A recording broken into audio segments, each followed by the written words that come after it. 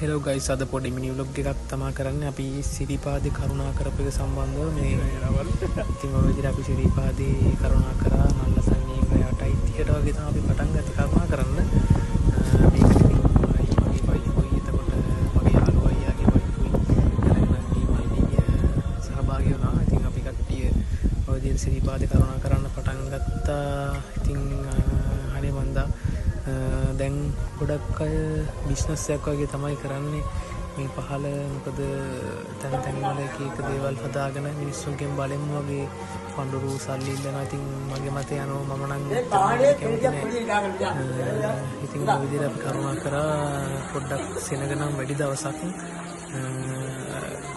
මොකද අපි සිකුරාදා වගේ තමයි කරුණා කරේ. ඉතින් ඔය වගේ හිමීට කරුණා කරලා මගේ නම් 7 වෙනි වතාව. ඉතින් වයිෆ් එක 3 වෙනි වතාව.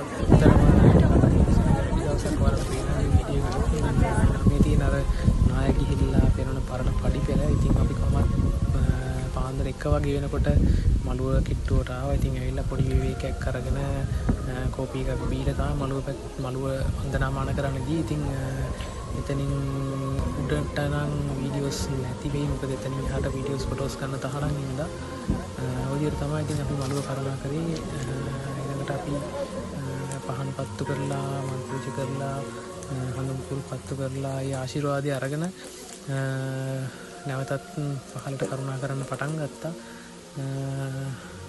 මේ තියෙන්නේ අපි පහලට කරුණා කරනකොට පහලින් අපිට ඊට උදා වෙනවා දකින්න තිබුණු වීඩියෝ එකක්. ඉතින් ඒ වගේම මේ තියෙන්නේ මවුස කැලේ ජලාශේ අපි පහලට කරුණා කරනකොට පේන මාර ලස්සන හිටන වීඩියෝ එක.